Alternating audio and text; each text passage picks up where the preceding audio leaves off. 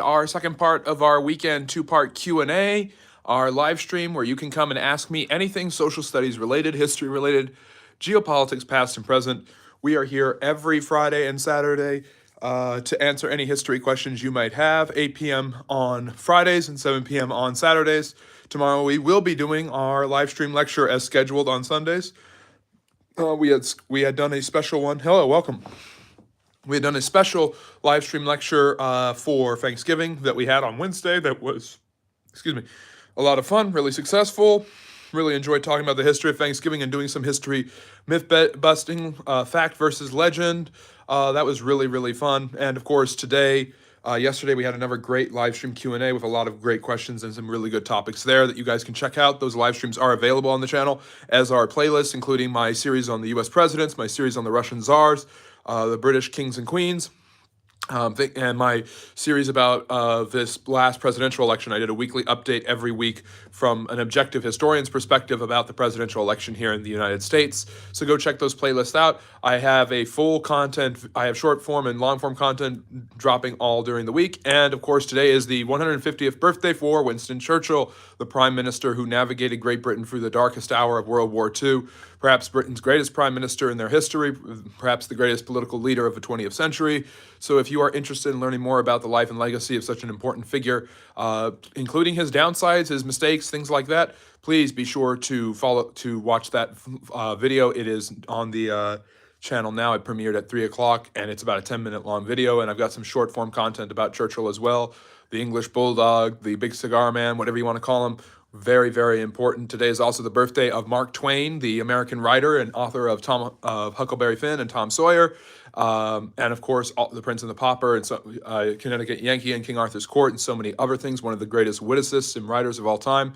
And today is also the anniversary of the passing of another great witicist and writer, Oscar Wilde, who died on this day in 1900. And it is also the birthday of Shirley Chisholm, the first African-American woman elected to Congress and the first woman to run for president for either major political party when she sought the Democratic nomination in 1972.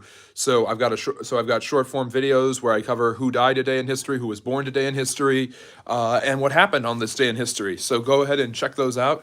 They're dropping on the channel every day, either they're 15 seconds or a minute long. So they really help the channel grow. Like them, subscribe them, leave comments and questions. Ryan, great to see you. Thank you for joining us. We've got my wonderful moderator, Simon the Bunny, and he has put the social media handles in the chat, which I will pin right now. So if you guys are interested in learning about the channel through there, please follow me on there and get some updates there as well. So yes, happy birthday to Mark Twain, Winston Churchill, and Shirley Chisholm, who would be 100 years old today, an extremely important African-American civil rights leader. Hello, Magnus. Good to see you. K. Roach, which post-war? There's so many post-war consensus that we're running out of them, but I need to know which war. Ryan, question, will the Canadian military be able to counteract and change its unfortunate history of sexism and racism within its ranks? Serious problem our military has. So I'm assuming you're from Canada. I don't know exactly the history behind that. I think they're trying to do that. I think something that Prime Minister Trudeau, whose political position is a little bit in jeopardy right now, has focused on is as an egalitarian approach as possible, having 50% of his members of his cabinet be female. Obviously, racism is an issue in Canada, as it is much more so in the United States. A big problem is the incorporation of different groups of people. There's constant bickering between French Canadians and Anglo Canadians, and of course, there's the issue of how to treat the First Nations people, which are the Native Americans in the northern part of North America, in our beloved neighbor to the north, Canada. And yes, I am from the United States, and grab some coffee, grab something to drink, grab something warm, maybe some leftovers for Thanksgiving, and drop some questions, comments, feedback in the chat, topics you would like me to discuss here on the live stream. We'll be going at it for the next hour or so, and if you are enjoying what you are hearing, the history that I've given so far and will continue to give, like and subscribe. That's it. It's as easy as that to become a friendly neighborhood historian. We're trying to hit 6,000, a legion of friendly neighborhood historians. Friendly, not a military legion, by the end of the year. So I really appreciate seeing who I've seen so far. And Ryan, that's a great question. I like to learn more about certain things. And if I don't know, I'm just going to say I don't know. I'm not going to tell you. I know everything. Yeah. Yes, Ryan, last night was very entertaining. We had a lot of great questions and a lot of great back and forth, and I really love it when people are challenging and asking questions. And yes, Magnus, you can definitely ask a question. That is what we are here for. That's what we're here for every Friday and Saturday night. Start your weekend off the right way, and before you go out and party on Saturdays, learn some history, ask some questions about history, get your social studies groove on, if you will. Yes. And I am reading in order, going as fast as I can, because there's a lot of great people who ask a lot of great questions. And even when we have a smaller crowd, they're still asking some great questions. And I've got my wonderful moderator, Simon the Bunny, who does such a terrific job of handling it. Simon was just a contributor who came to the channel and watched some of the content and really enjoyed what we talked about. And he eventually decided that he wanted to be a moderator, so I made him a moderator, and he has been a faithful and loyal companion. I can't do this channel without him, so thank you so much, Simon. We really much appreciate you. He was telling me that he, being a Brit, he has never been in the United States during our Thanksgiving, which is in November. Canada has theirs in October, and so one of these days when you come out for Thanksgiving, and I'll host you or something like that. We'll make it happen.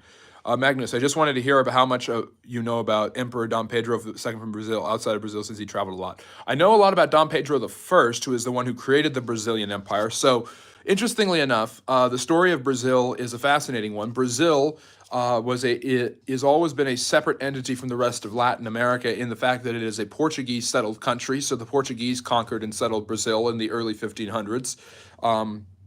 The Treaty of Tordesillas, which was arranged by the Pope, divided the western colonization of the world, North and South America, gave it to the Spanish, and the eastern part of the world, which is Africa and Asia, he gave to the Portuguese, who were already building an empire there. This was to keep the two Christian kingdoms in the region of Iberia, the Iberian Peninsula, where Spain and Portugal are, from killing each other and fighting each other. And so in the 1500s, the line went all the way into the middle of Brazil, and the Portuguese pushed the boundaries of that line and got all of Brazil. And for centuries, they occupied Brazil. They extracted silver. They brought over African slaves. They did a bunch in Brazil. And they built a long-standing kingdom, of course. The Portuguese kingdom is actually older than the Spanish kingdom, only because Portugal got its independence from the Muslims who conquered Iberia before the Spanish did, several hundred years before the Spanish did.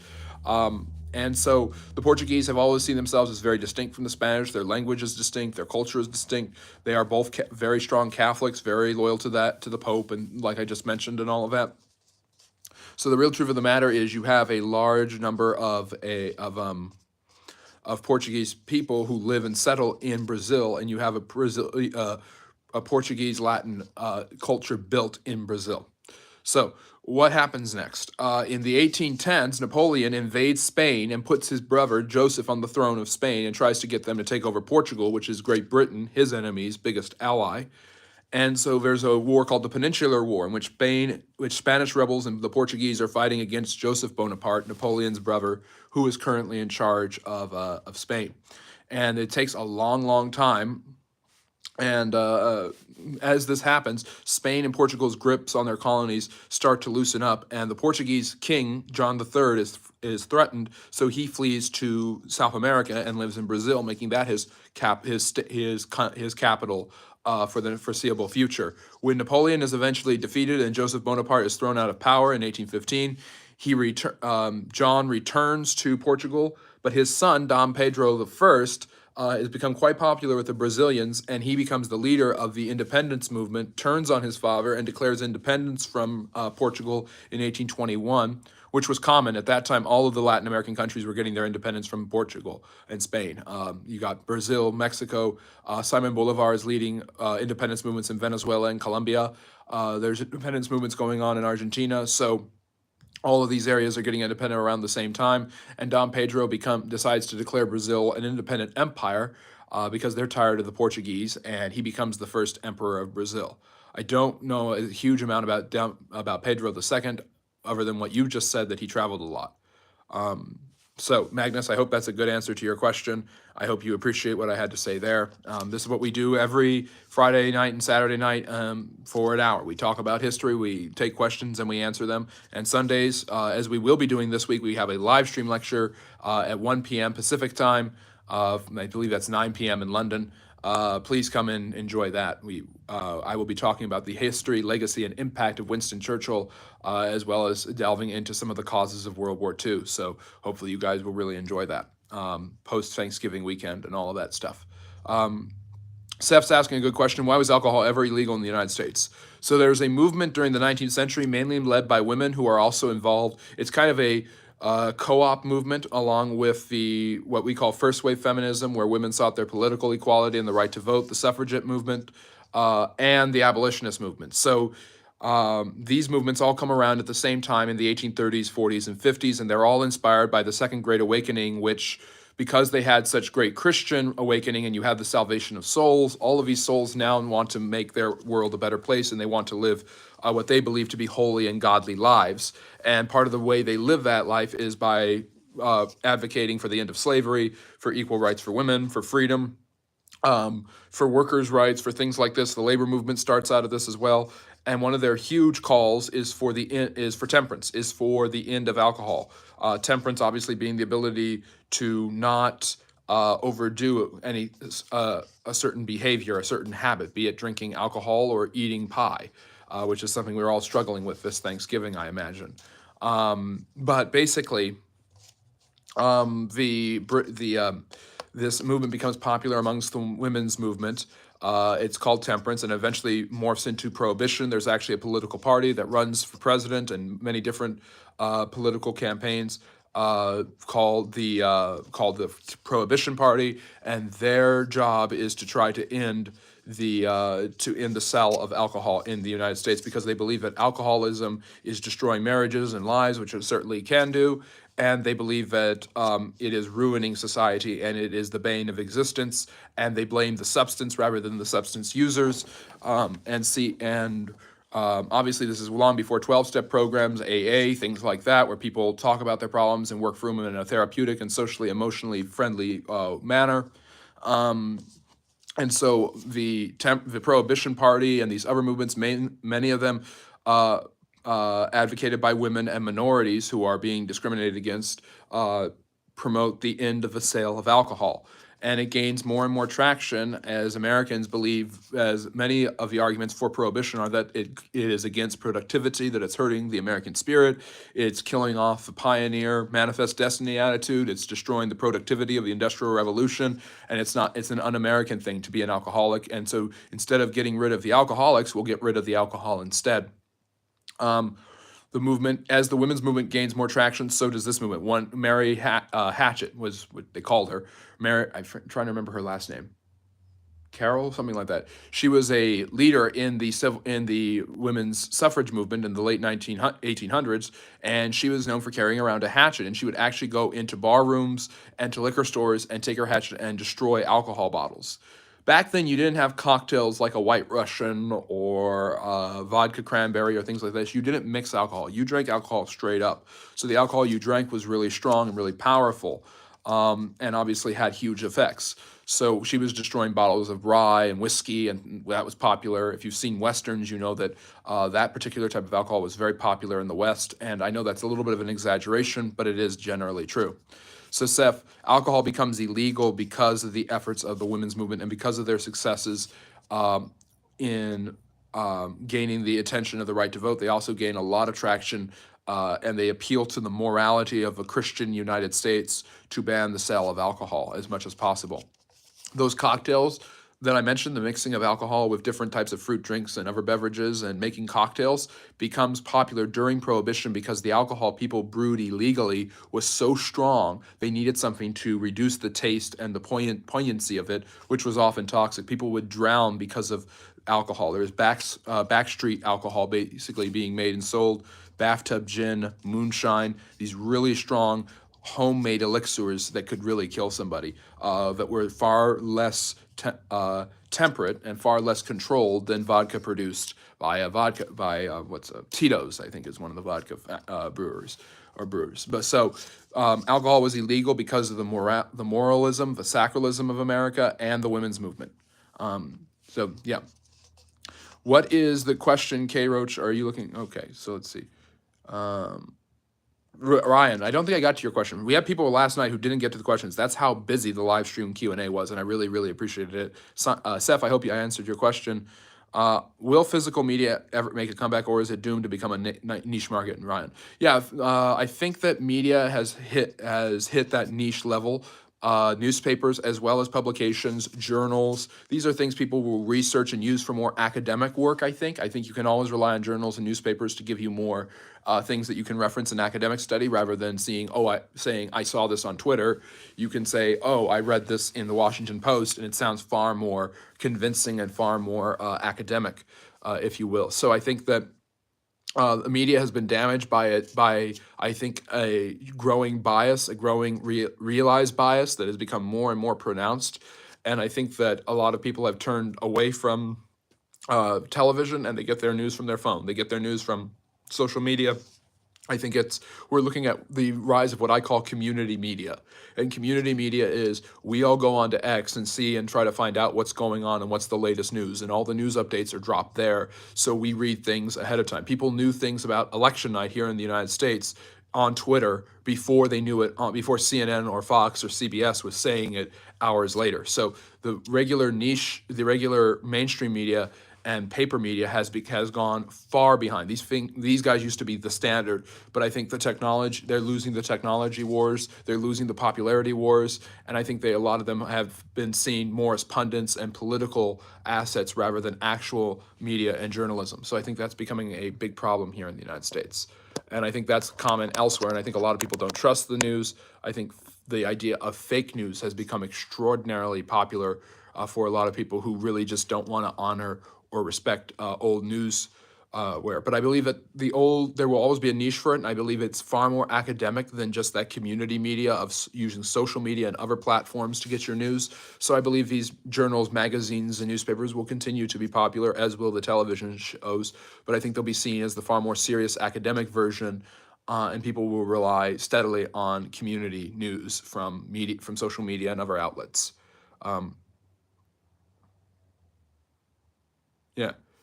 What was Kay Roach's question? Which I'm still wondering about the post-war. Nova, hello. Is there any history on King Solomon? I only know of him from here and there. Yeah, so obviously most of the history that is written about King Solomon comes from the book of First Kings in the Bible and the first book of First Chronicles also in the Bible. So obviously I am not going to say that the Bible is 100% historically true. I think that a lot of historians question the veracity of the Bible. And things like that. But I will say this, the Bible is 66, 73, depending on which religious group you're in. It's a bunch of different groups, and obviously the Jews only follow the Old Testament, and Islam technically believes that the Bible is the Word of God, but has been changed over time. So there's a lot of, as from a historical perspective, a non-religious perspective, I can say that I believe that there was a figure named King Solomon, and I believe that the Old Testament books like First Kings and First Chronicles are historical books, and yes, they have incredible miracles and divine intervention from the God of the Israelites, the Hebrew God, the Christian God. But the problem is that if you read any ancient history by Thucydides or Herodotus or any of the early historians, they all include miraculous events that you cannot describe where the gods intervene to cause this historical event or that historical event.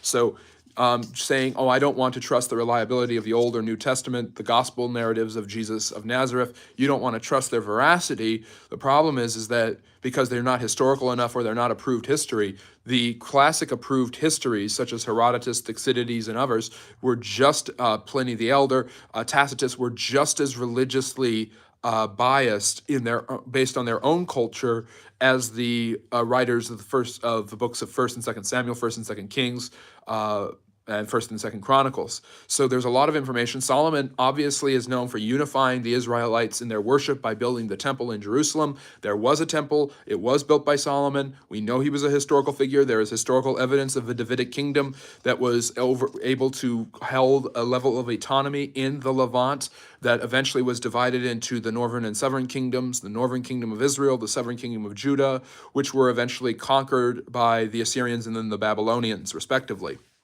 So that is the history that we can say for sure, and I think that the Bible backs that up. I don't think that that history contradicts or countermands the Bible any more so than it countermands the works of Herodotus or Thucydides or these other or Suetonius or Tacitus or Josephus or any of these other historians from the ancient world who created the established narratives that we have. Now, more and more research is being done, and we're able to challenge these established narratives in different ways, shapes, and forms. But I believe that there is a lot of historical veracity in the Old and New Testament, and I believe that it is unfair to say it's not historical because there's miracles when you're when literally the history of the ancient Greeks has just the same exact thing. And if you and despite the fact that it's not codicized as much, the history of the Sumerians, the history of the Egyptians, the history of those very same Babylonians, the Persians, their histories include the intervention of the gods in different ways. That the gods did this and the gods did that. To intervene, to help their rulers, to approve of their new kings, to help this dynasty in Egypt or this pharaoh, and that the gods were on the side, and that's why we won, and the gods hate us, and that's why we lost. The mandate of heaven in China is the same thing. This is a common tradition in Chinese history. You win the mandate. When your dynasty collapses, it's because you've lost the mandate of heaven. When your dynasty succeeds, because you've won the mandate of heaven. So Nova, I believe there was a King Solomon. I believe he did build the Jewish temple. And I believe he is not only an extremely important part of the Old and New Testament, important for Jews and Christians, but he's also significant for the writing of several of the books. He is attributed with the writing of Proverbs, Ecclesiastes, and the Song of Songs, which is of Solomon, which are wisdom literature, as it is called. So I do think that if you go anywhere in the world, in the ancient world, be it the Jewish ancient world, be it the Babylonian ancient world, the Chinese ancient world, the Greek ancient world, you're going to find their histories relying on their religious convictions of those times, be they polytheistic or monotheistic. So I hope that's a good answer, Nova. If you're liking what you're hearing, if you're enjoying learning about the history of all of these different things that I'm talking about, and people have complimented me on my ability to jump from one thing to another. So we were just literally talking about the Prohibition, and then we were talking about the Old Testament. So that's what I do. It's what I enjoy doing. If you like that, like and subscribe. That's how you become a friendly neighborhood historian. Let me see here. Yes, Impact of Winston Churchill. Look forward to that 9 p.m. UTC. What does UTC stand for? I know that's English time or British time. Mike Jones, beautiful lady. I am not, but thank you for assuming my gender. Magnus, I've read that Dom Pedro II exchanged letter with a lot of scientists and philosophers such as Darwin. Yes, well, Darwin, I believe the Galapagos is right near Brazil. Darwin did a lot of his research in that area of the world, so he would have had an understanding of those particular cultures and peoples. And Seth, I'm glad you're partaking in both today. Have an amazing Saturday. Thank you, Morning. I appreciate that. From Germany, wonderful. I love having people from all over the world. We've had people join us from Finland and Sweden. I had, like my first live stream ever, we had people, I'm from Pakistan. Oh, I'm from Afghanistan. Oh, I'm from India. Just, it's amazing. We see people from all over the different parts of the world. I've had several people come onto the channel, type up messages in German and Polish, and me translate it, then type it back up for them to be able to translate it and reply to me. So part of history is geography. It's connecting with people all across the world. History is the most multicultural field there is. And so that's why, so to be a good historian, you have to be multicultural, you have to learn about different parts of the world, and you have to understand the different parts of the world and their history. And of course, we have people from here in the United States, from Virginia. Welcome, Alexander, great to see you. Yes, let me see.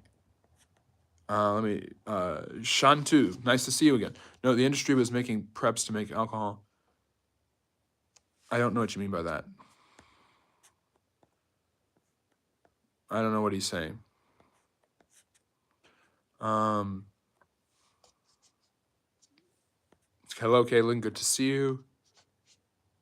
Yes. I'm so glad you are a supporter. And yes, support the stream, like and subscribe. Magnus, I'd like to hear more from you back when Portugal ruled the seas. Going from a tiny land to the rulers of 7 seas is brief, but it was glorious.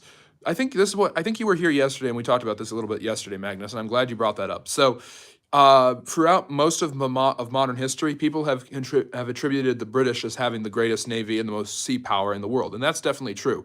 By the way, speaking of Winston Churchill, Churchill's first real job in the British Parliament was the High Lord of the Admiralty during World War I. And he did a good job protecting Britain from the German submarines, but he did a terrible job of invading Turkey. Interesting story. Churchill screwed up really bad before he came back and became prime minister. Check out my full-length video on that to find out more, and join my live stream lecture tomorrow to learn about that. But everyone has assumed that Great Britain has always had the best navy in the world, and now, of course, the United States has kind of taken their place. That's not true.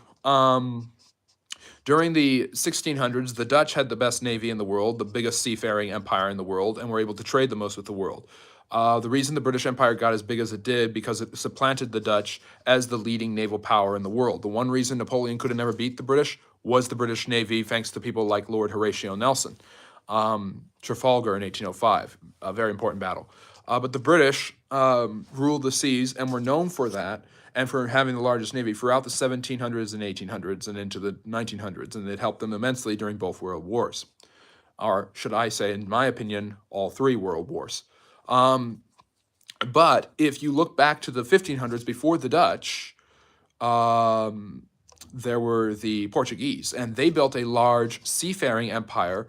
They leaned heavily into it throughout the 1400s, building ships. The new ship was called the Carack. It was a lot faster and could go a lot quicker, and new inventions like the astrolabe and the compass, which came from China, interestingly enough, those inventions were originally Chinese, helped them out a lot. The magnetic compass, invented during the Song Dynasty. These goods that were traded over the Silk Road and made their way to Europe became very influential in the Portuguese courts. You have Portuguese royalty invested in not just funding expeditions, but going on expeditions, such as Prince Henry the Navigator. Obviously, Ferdinand Magellan sailed for the Spanish, but he was one of the best sailors in the world because he was trained by the Portuguese. So the Portuguese went east, like I talked about earlier, while the Spanish went west. So Columbus believed that the best way to get to the New World, to India, was to go west, and he ran into the New World, which he believed was India. The reason these continents are not named North and South Columbia is because Amerigo Vespucci proved that this was in fact not India, even though Columbus believed that until he died. While the Portuguese already had a way to get to India without going west, going around the bottom called the Cape of Good Hope at the bottom of Africa. So while they sailed around Africa to get to India, Vasco da Gama was the first one to do this. Once again, another brilliant Portuguese sailor in the 1490s. During the late 1400s and early 1500s, the Portuguese established deep trading connections with the African kingdoms there, such as the Kingdom of Congo. Alfonso I was an African king who became a Christian and an ally of the Portuguese and tried to force his people to convert to Catholic Christianity. The Portuguese would dock and settle with the Africans and trade different goods with them, and they built these things called feitorias, forts along the coast, and they had a channel of these forts for centuries to come. The British, the French, other countries would do this later on as well. The Dutch would do this in South Africa, establishing the Boer colony that would fight with the British later on. Speaking of Churchill, who was involved in that war too. But basically, the Portuguese built a series of forts around the coast of Africa and often went inland and traded with the Africans. One day, while they were trading different things, an African king, I believe it was Alfonso, so happy and so pleased with his trading with the Portuguese. They loved the European decor, the European clothing, the European architecture, and they loved the European cutlery and tables and things like that, furniture. He gave a bonus. He gave a few slaves. The Africans have been trading in slaves for centuries, and the Arabs have been trading with them. And so African slavery was huge at that time. The Portuguese were not invested in it, but this is how the Europeans got invested in the slave trade. It was the Portuguese who would then go to their feitorias and get slaves from there and take them to their New World colony in Brazil. They would also go eastward around the Cape of Good Hope. They would go to India, where they would trade for spices and things like this. This is where tea comes from. Tea is from China, and the spices for the tea come from India. And they would trade with the Indians. They set up ports at Goa and Malacca, and they went to Malaysia as well, and eventually made it to China and Japan. And so the Portuguese were able to set up a reliable system of trading in the east by going around the bottom of Africa up to India and then to China, Malaysia, and Japan. And that was the establishment of the Portuguese seafaring empire, which became very wealthy very quickly and created the European slave trade at the same time.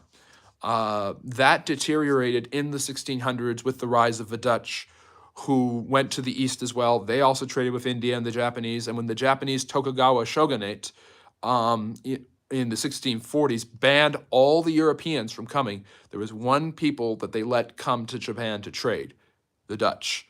The Portuguese got banned. The Portuguese brought with them Catholicism. The Jesuits came with the Portuguese and tried to convert the Indians, the Malaysians, the Japanese, and the Chinese, and actually got pretty far until there was whiplash from the native groups. So the Portuguese didn't have a huge amount of land like the Spanish did, or a lot of gold or silver like the Spanish did in the New World, but they had huge amounts of spices, manufacturing goods, and luxury items that they could trade with the with the Indians, the Chinese, the Japanese, and the Malaysians.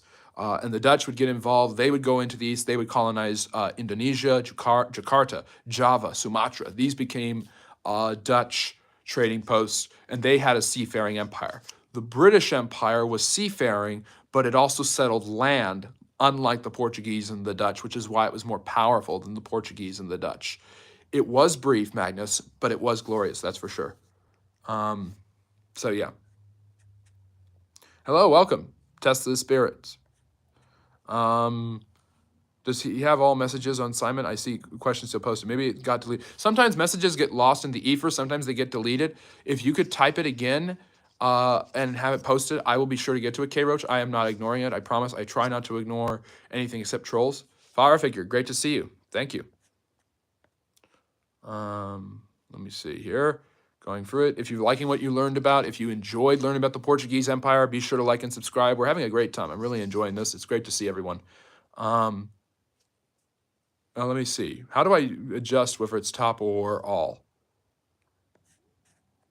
Let me see here. Oh, it says top. Let me see. All messages. There we go. Okay, I think I got it now. All right. I think we're good now. Except that I'm losing messages now. So I need...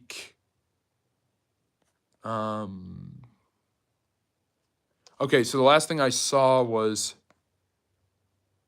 Alex's one about King Baldwin. So I think I've lost a few of the messages. Yeah, I think I've lost a few of the messages because I filtered. Let me go back to the other filter. We've been doing this for a while, but I'm still getting used to it. Okay. Thank you for subscribing. I really appreciate that. Thank you again. I don't know what happened there because I filtered it out, but then we've got, yeah, let me see here. Okay, I think I might have gotten it now.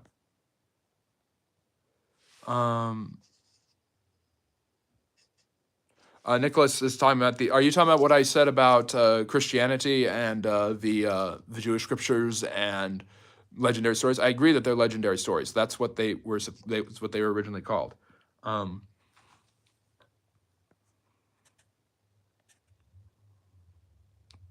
Yes, Magnus. The Chinese did get close to Christianity, and so did the Japanese, but they were pushed. They were suppressed by nativist factions in China and Japan that destroyed them. Tokugawa shogunate is a great example of this. Grimm is asking, what extra biblical support of the resurrection exists? I know there were some writings attributed to Pilate. There are writings from Josephus and Tacitus and other Roman historians who acknowledge the existence of Jesus of Nazareth. There are people who are mythicists who believe that Jesus of Nazareth did not exist. These people do not understand history. You don't have to believe that he's God. You don't have to believe the Christian scriptures. You don't have to believe anything about him, but he existed and he was killed. Those things are far more certain than the 90% of history they believe about the ancient world. In fact, 99% of history. That doesn't, so one of my historical pet peeves is when people who clearly have some sort of agenda try to downplay a historical event or figure and act like it never happened. Jesus of Nazareth was born and lived a life and died at a young age, killed by the Roman governor Pilate. That's all true. That doesn't make him God. That doesn't mean he resurrected. The historical evidence for the resurrection beyond that would be that these Roman writers acknowledge that the Christians who were being persecuted and killed by the Roman Empire, starting with Nero in the 60s AD, all believed that he was God, that he was the Messiah. They were a Jewish sect that believed that they had found their Messiah, their deliverer, in the man Jesus of Nazareth, a rabbi. So, Grim, that's my best answer there. Do my dishes? I will. Oh, you noticing? I have a dish of leftovers here. Anthony, good to see you. I think I'm catching up slowly but surely. I do speak Spanish. What is your ever happy dude is asking, what is your take, if you have one, on Trump's influence on conflicts in the world? I'm European, not American, and I'm not for or against Trump. The question is meant well. No, I appreciate that. I appreciate you framing it in that way. I think that Donald Trump, like many Americans throughout their history, have kind of seen the United States as its own separate isolationist model, that it doesn't really need to be involved in foreign affairs, and it doesn't always go well. I think the United States did really well in World War I and World War II, and maybe Korea. But we've been kind of going, the United States, if you look at our foreign policy perspectives and involvements, have not done well. You look at the destabilization of the Middle East, which I would argue historically begins in the 1970s. The United States believing that they can replace and import democracy and all of these fancy, highfalutin Western ideas into the minds of people from the Middle East who live in a different place and have a different perspective on the world and a different history. That has obviously gone far worse than it has done, far more bad than it has good. And I don't know if and I think Trump believes that the best thing to do is to pull back. Americans have felt this. They felt this after World War I. They felt this before World War II. The way that England, throughout most of its history, wanted to leave Europe, except for France, who they wanted to control alone and not deal with European issues, is exactly how Americans feel about Europe. At least a lot of them do. So the Dutch definitely have a lot of great inventions. They're very fastidious people. And they have an amazing history, and when you consider the fact that they have been bullied and controlled by a bunch of people like the Austrians and the Spanish and the Habsburgs, they have a resiliency and amazing culture. Ryan, question: why was there a satanic panic in the 1980s within the United States? So there's a lot of religious revival, and there's a rise of what's called the Christian right in the 1980s in the United States, where Christian leaders are influencing public policy. Jerry Falwell and the Moral Majority are really pushing pro-life, anti-birth control, anti-gay rights agendas in the United States. There's fear about the rise of AIDS and that AIDS is a curse from God against homosexuals. President Reagan is very conservative. He represents Christianized version of America. There's a lot of Christian nationalism in the 80s. And so part of that fear, and so with that, is juxtaposed with a rise in crime, serial killers in the 1960s and 70s, as well as horror and fear, of course, of the end of the world with the Soviet Union and the nuclear holocaust always being a possibility. So, Ryan, the answer to that question is, at the end of the day, Americans were very fearful of what the world would look like, and created a bogeyman. And people on the right were particularly worried about the rising influence of what they perceived to be evil. Well, the fear of rising crime, serial killers, and the everlasting existential threat of the Soviet Union nuclear war, I think, made people very suspicious and skeptical, and it became a witch hunt very quickly, which tells us more about our own psychology as humans and how we are so quick to demean and demonize. So, the Ottoman Empire, yeah, one of the greatest empires of all time.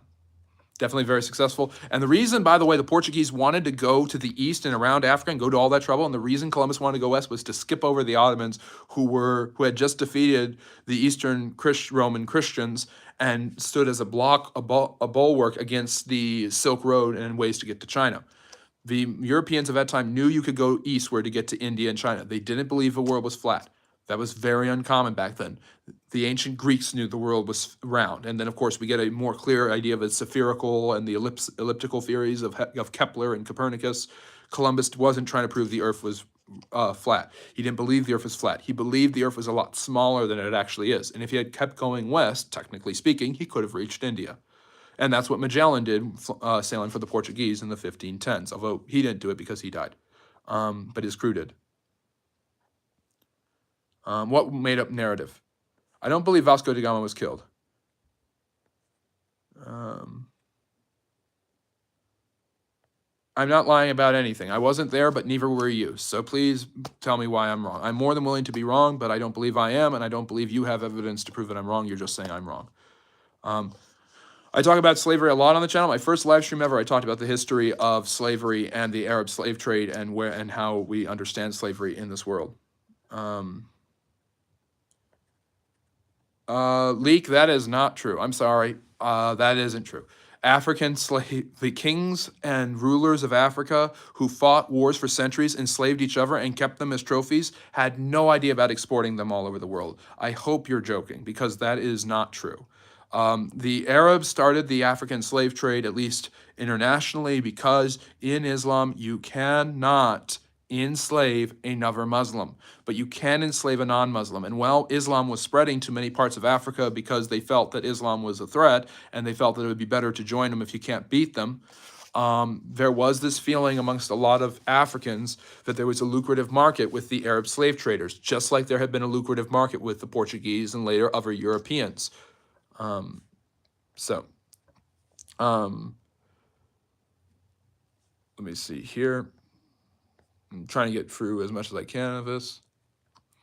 This man shouldn't talk on Black history and talk about the origins of the white man. The origins of the white man? You mean Indo-Europeans, Aryans, people who migrated from Turkey going west and east of similar descent, which is why Indian people of East Indian blood have similar genetic, are technically Aryans. Why Iran is called Aryan. Why the Europeans and the Indians are technically Indo-European.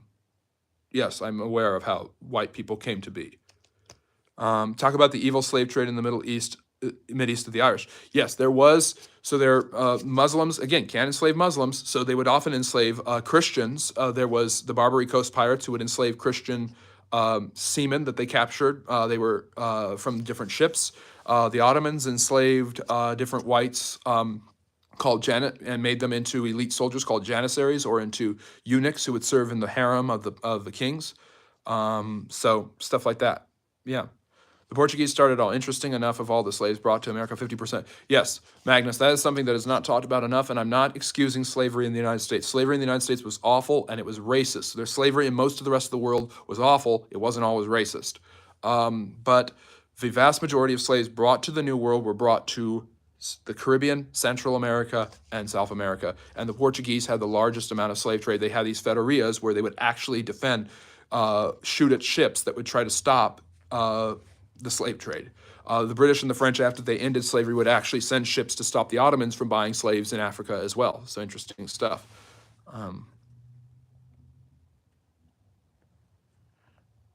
I'm okay with it, Simon. He's actually bringing up some good topics. I love even if people are being kind of mean, when they bring up topics that are interesting and we need to talk about, I like going to that stuff.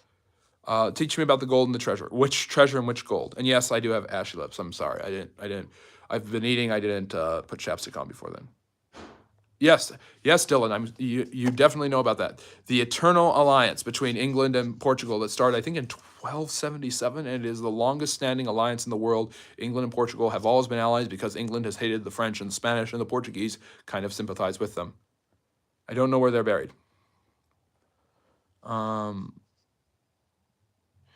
Yes, they did, but the Europeans had gotten rid of slavery of other Europeans by the middle of the 1300s, and most of them had gotten rid of serfdom by the time they went to the New World. The Vatican condemned actions against, eventually did turn and condemn the European slave trade. Slavery was such a huge part of the Spanish and Portuguese Empire that the Catholic Church, although it at times tried to stop it, oftentimes was either complicit or looked the other way. Hi, Rodolfo. It's always good to see you. Let me see here. Cookies cream. The Tower of Babel was built to avoid a great flood. That's, I don't know where you're coming from that. The interesting thing is, I'm talking about biblical narratives and supposed histories. The Tower of Babel in the Bible, the story of them building a tower so high to reach God, it's a ziggurat. Ziggurats were built intentionally to get as high as possible to reach the gods. As were the temples the stone pyramids in Central America and South America. It's interesting. Humans all across the globe in totally different connections with no commonalities built similar structures for similar reasons. Braden, there's a lot of people who bash a lot of different things, and I'm happy to have it. I'm a free speech absolutist. People can come here and say whatever they like, as long as they like, subscribe, and enjoy what I'm talking about, and as long as they're not too rude. Let me see here. Japan and China didn't want Christianity because Christians were troublemaking idiots. I wouldn't be that harsh, Dylan. I wouldn't say that necessarily. There's definitely a lot of cultural imperialism and exchange that the Portuguese particularly brought with the Jesuits, who felt that they were proselytizing, civilizing, and saving the souls of the natives of those lands. And there was a lot of resistance to that. There's a lot of nativist settlement. If we talk about nativism, and we typically think of Westerners not wanting foreigners, not wanting foreign cultures or ideas or different races, but nativism can exist in many different ways because there's always this fear of the outsider and of someone who is different than you. And this is definitely the case in Japan for centuries and in China. And Japan actually, it's a tale of two countries in the 19th century between Japan and China. China remained resistant to outside Eastern influences despite the decline of the Qing dynasty, so much so that the Europeans were able to slowly but surely squelch the Chinese autonomy and freedom, whereas Japan, who had been closed off too, who hated the foreigners, decided to borrow from them, to industrialize, to rapidly grow their military, to create a parliamentary democratic government in Japan, and they became much stronger and much more powerful by 1900 and defeated China, taking Korea from them in the 1890s. So and beat Russia and then almost beat China again if it had not been for the Allies in World War II. So I wouldn't be that much. What a table with Abraham? I don't know what you know. I don't know what you're talking about. I'm not sure. When did Pilate die, technically, Dylan?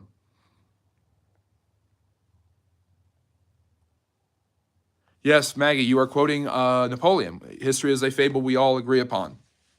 No, I don't like that phraseology, and I'll tell you why I don't like it.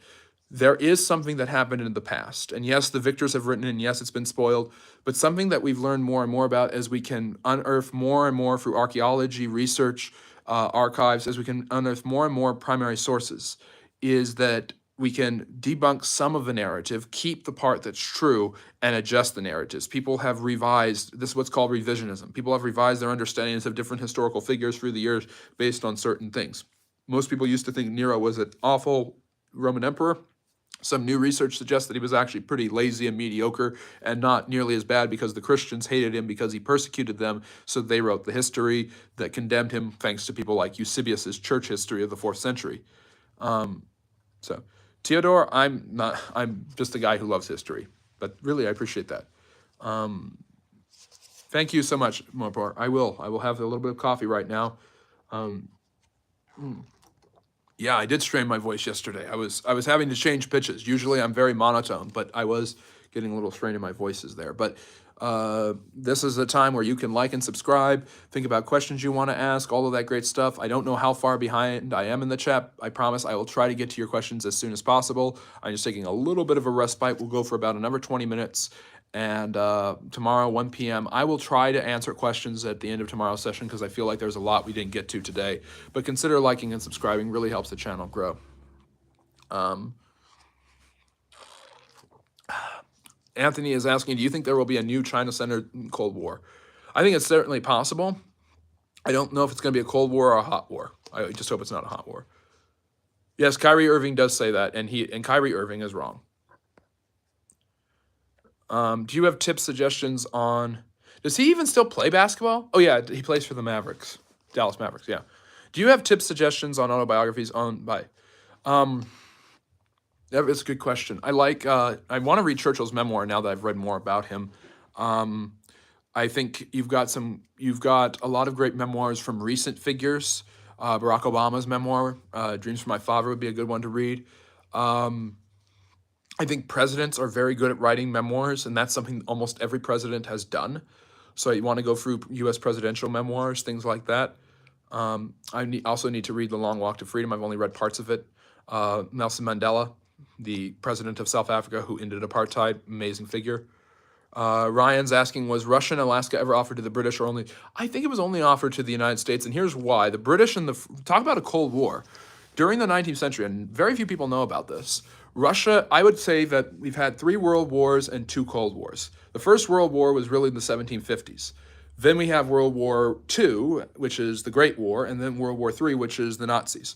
But I would say there's been 2 Cold Wars. There's been the British, there's been the one we know about in the 1940s and 50s and onward. That's the second one. The first one was Russia and Britain trying to compete for control in the Middle East and South and Central Asia in the in the 1800s. It's called The Great Game, and I wrote my master's thesis, not dissertation, my master's thesis about the Great Game in Afghanistan and how it affected the local Afghan people. So the Russians would never have offered Alaska, New Russia, to the British because they didn't want to, or Russia and America, they didn't want to give the British a foothold. They didn't want to give the British any more land that they already had. And the Americans bought it, and everyone called it a mistake, Seward's folly, but eventually became a huge benefit for the Americans because of the oil, the timber, and the gold, the Klondike Gold Rush.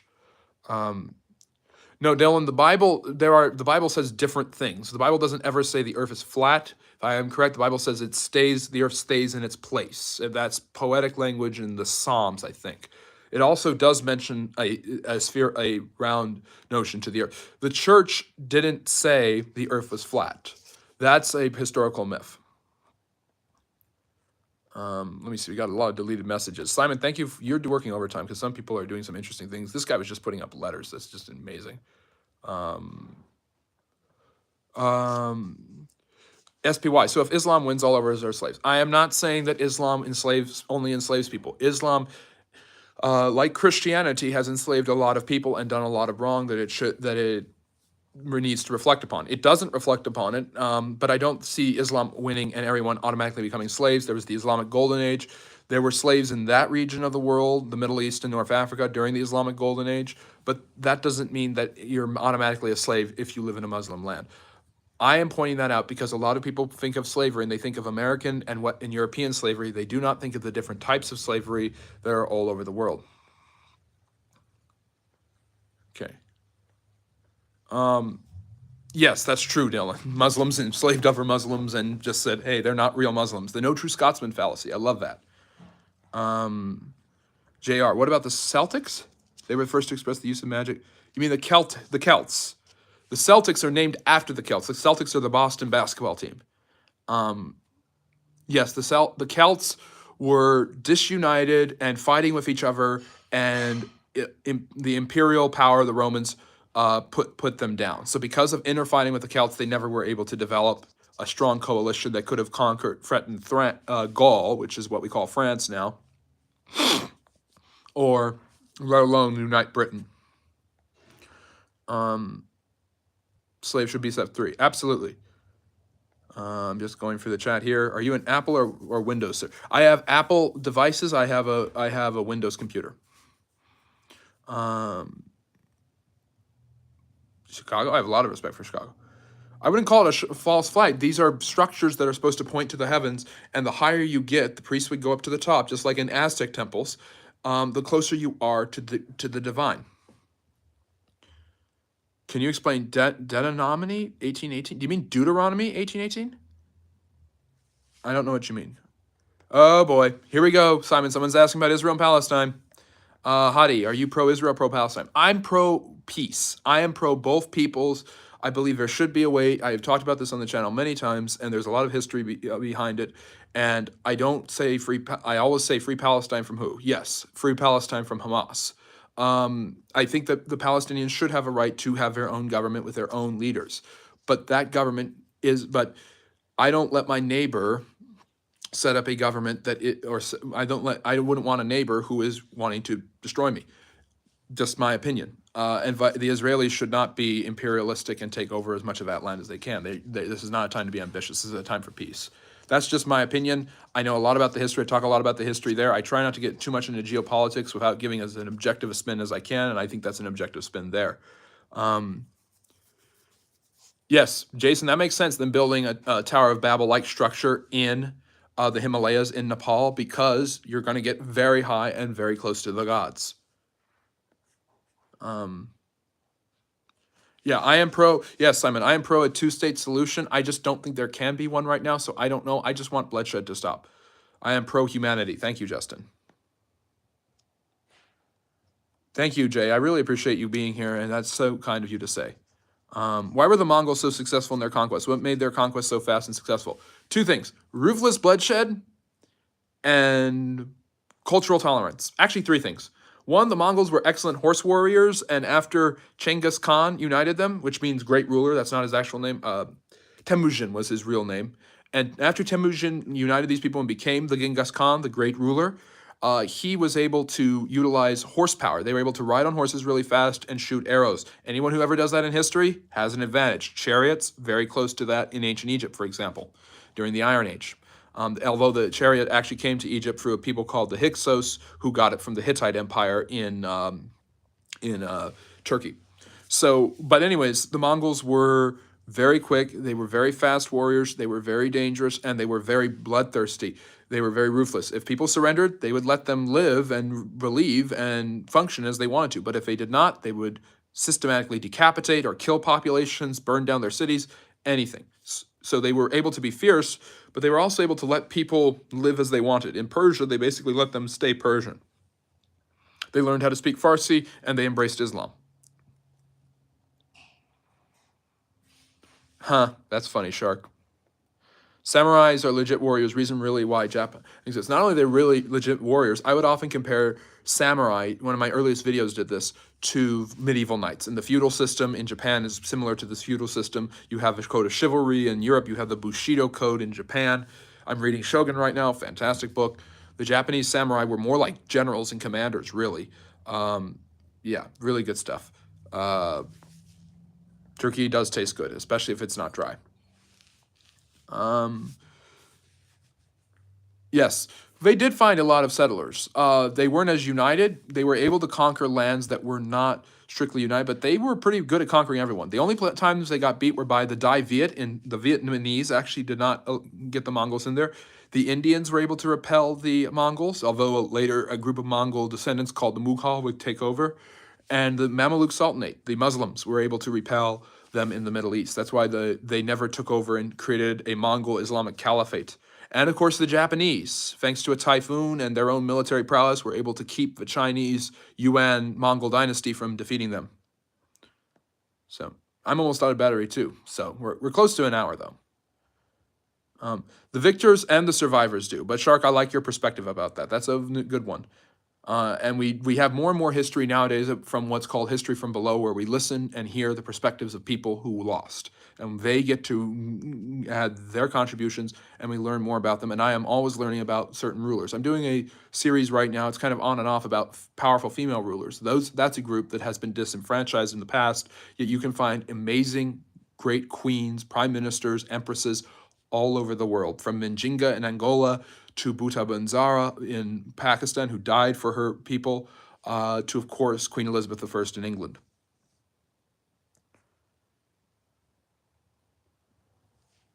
I would like to know which records. I would like to look into when exactly Pontius Pilate died. The story is that Pilate was a friend of the Roman imperial guardsman Sejanus, who tried to overthrow Tiberius. And one of the reasons he allowed the crucifixion to happen was because he was in danger of being killed if there was a revolt, and the Jews wanted a revolt, the Jewish leaders, if Christ wasn't killed. So interesting, Dylan. I'll have to look more into that. I might be wrong about that entire narrative. Yes, you don't have to subscribe. There's no compulsory. We are a free rights people. We believe in rights and wrongs. I do like to dance. I'm not, but Rodolfo, we've had this talk. Why Mandela effect? Well, the Mandela effect is when you remember something differently. So this is a Dixie cup, but if I thought that and you notice how it's a little floral, but if I remembered it being a regular X, it's when you misremember reality. Instead of that flower, then that's a Mandela effect. It's from a woman who heard about Mandela being released from prison, becoming the president of South Africa, but she swore she knew he died in prison. And there were a bunch of other people who had remembered him dying in prison several years before this. So it's when you misremember reality. Alyssa, thoughts on Trump 2024? I'm a historian. This election was historical. I have a series about the presidential election. I'm a historian. I'm going to be as objective as I can. I have no idea what Trump's going to do because I don't think anyone does. But he's got certain wavelengths like that, isolationism, like the protectionism, the tariffs, the mass deportation of immigrants that he really wants to get in. Mandela died, I think, in 2009 or 2010. He was in his 90s. It's the Great Game. I must have mispronounced and said gain, but it's the Great Game, and it was a great game for Russia and Britain as they tried to fight over lands like Iran, India, and Afghanistan. So, going as quickly as I can for this. Can I read your paper on the Africa part of the game between Russia and Britain. Well, it's not about Africa. It's about Afghanistan and India, and it's particular emphasis on the Afghan people. Yeah, I could maybe find a way to publish that. What do you think, Simon? Maybe make a Substack or something like that? We could do that. I love that, Ryan. Thank you so much. From last to first, why can't we all just love each other? People, we look at history, and I know religion has a bunch of problems, and I'm not going to defend religion. But without religion, humanity has problems too. With polytheistic religion, humanity has problems, and with monotheistic religion. Religion is oftentimes just the vessel people use to promulgate hatred and to spread their hatred. It is not always, it's not religion's fault necessarily. I don't have a doctorate, I have a master's, and my master's is in Russian history. So, a common solution to throat issues is to speak slower and pronounce each syllable. Yes, I know. When I'm going through a chat and I've got like 100 messages, it can be hard, Global, but I'm trying. Hopefully everyone is able to understand me pretty well.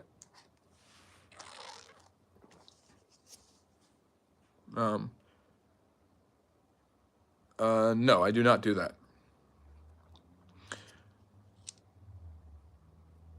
Yes, Genghis, not Genghis. Anything at all. Yes, and Genghis was very much Temujin was very much a lover. Basically, went everywhere and had children there. So I think, what is it? 1/8 of people are related to each other via being descendants of Genghis Khan. I mean, that's incredible. Israel's a trash country. Well, how do you define a trash country? That's just fire on it. Hello, Mr. Handsome. Thank you for joining us, bringing your handsome self with you. Vietnam Chris, you're close. Thailand has never been conquered because whenever a conquering country wanted to go through them, they just let them do whatever they wanted, like the Japanese. The Japanese occupied Vietnam in World War II, and the French had occupied them before that. I wouldn't say they've been conquered, but they have been imperialized and subjugated, unfortunately. And they're an amazing people. And they're a resilient people. Just look at the Vietnam War. And look at early on. Not only was she a smoke show, she was a no touchy smoke show. And when Walter Riley, who hated the fact she wouldn't let him sleep with her and marry her, discovered land in America, he named it after her just to dishonor the Virgin Queen. He named it Virginia. So.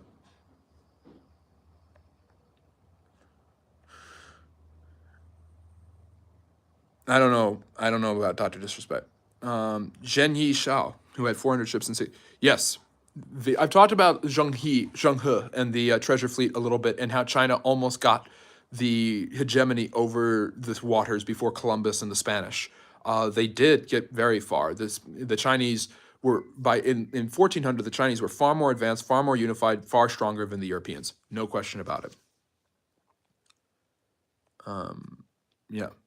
So let's see here. Yeah, let's figure that out. I thought about doing a Discord server, and I might, but I'm actually going to wrap it up because I don't want my phone to die again. I've been having problems charging it. But we're going to wrap up here. I really appreciate everybody coming and all the great questions and answers we've been getting. We've been going just over an hour. If you did not get your question answer, I really apologize. Please come tomorrow. Tell me your question. Simon will remember you, hopefully, and we will get to your question tomorrow at the end of a live stream lecture. Join us then, 4 p.m. We'll be talking about Winston Churchill and his impact on Britain and the start of World War II. I hate to end so abruptly, but I really appreciate all the great comments and questions. Consider liking and subscribing. Become a friendly neighborhood historian. That's as easy as liking and subscribing. I appreciate all the commentary and great questions. Simon, thank you so much. Have a great night, everybody, and enjoy your Saturday. And I'll see you tomorrow at 4 p.m. for our live stream lecture. Take care and have a great night. Bye-bye.